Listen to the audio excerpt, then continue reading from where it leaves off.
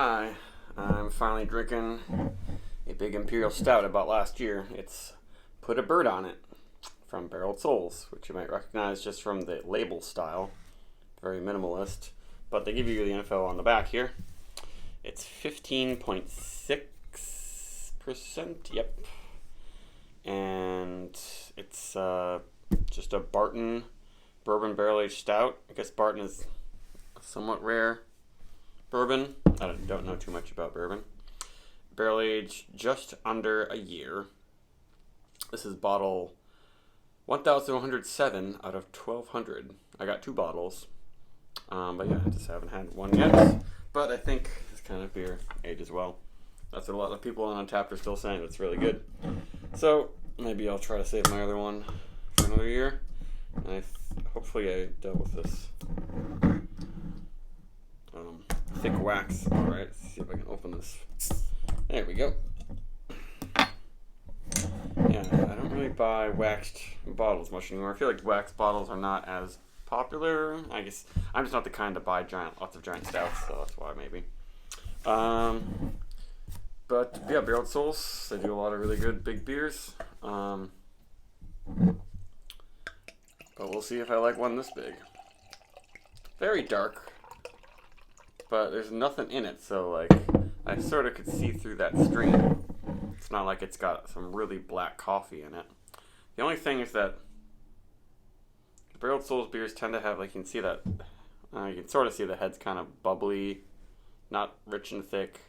And when you listen to it, the bubbles are popping really fast. They always have kind of a spritzy thing there. But it seems like, despite that, I still find their beers to be really good. Pretty good feel, too. Yeah, the head's just kind of dissipating pretty fast. But, I mean, for something over 15%, that's usually how it goes. And I'm not smelling anything yet, but here we go. Yep. That's Bourbon. I definitely get some booze in there. But it's lots of vanilla, almost coconut. I guess more vanilla, woody, perfumey, malted milk balls, a little bit of a Mounds bar maybe thing, a little bit almond joy, nutty, a little bit of a leathery kind of thing.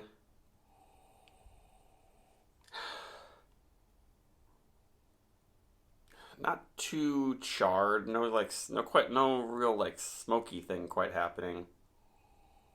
A little bit of that kind of tart whiskey thing. Not actually sour, but just some sort of like, just that funky whiskey thing. I don't know how to describe it. Especially with like Jim Beam. I know this is not aged in Jim Beam barrels, but Jim Beam has this like hot vomit thing, or just stomach acid thing. That, yeah, maybe I get a little bit of that in this, but that's kind of going too far, probably. Definitely some, like, 100% dark chocolate, but pretty complex.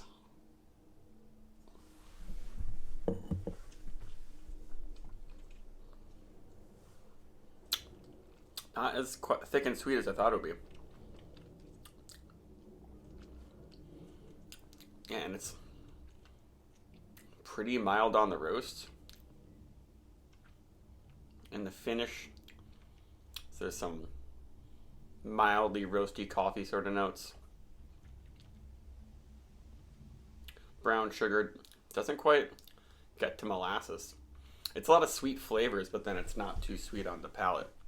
It almost finishes a little dry, but it's very low in bitterness too. But that's just one sip. We'll see if I get some tannins.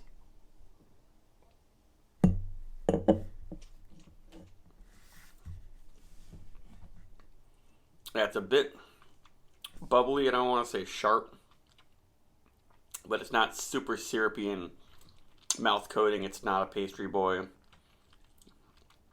Even though it's getting all of the really nice sweet flavors from the barrels. which I like. And yeah, really, really warming up my throat now. And maybe there's some tannins to it, but I'm surprised I'm not noticing more. It's also a little bit cold right now. See if I can warm it up a bit. Wake it up some.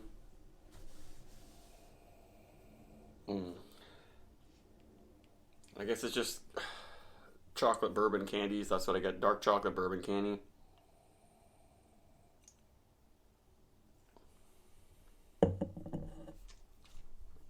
And I mean, it is a pretty full body, but it's not a pastry body.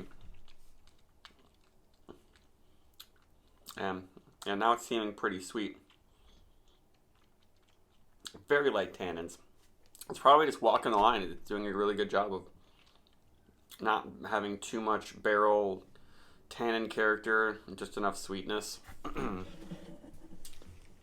But wow, it is 15%. But I'm not getting any unpleasant boozy notes. It's very, very boozy.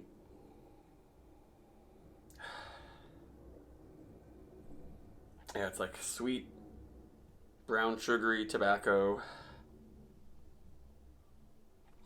and caramel. I guess it's a big caramel thing. Like a little bit like a chocolate covered caramel bourbon candy.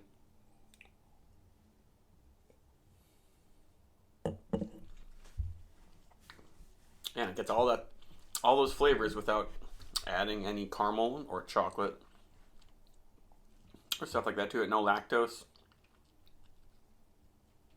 That is very nice. I was kind of wondering if it was going to be Russian Imperial Stout, bitter, char, molasses type stuff, but it's not.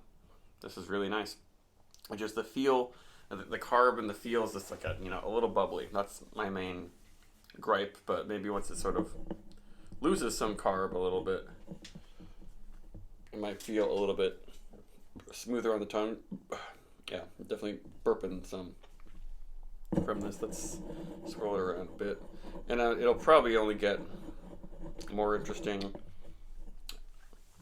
as it warms up, obviously. And there are some tannins on the tongue finally developing.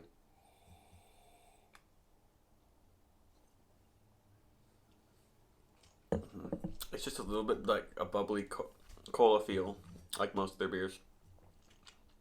But very, very, very easy to drink for 15.6, I'll have to say. Yeah, my only issue was probably with the feel. It's not as nice as like a Hill Farmstead Big Stout. I know it's possible. Or like a Bissell Brothers. I've really enjoyed Bissell Brothers Big Stouts.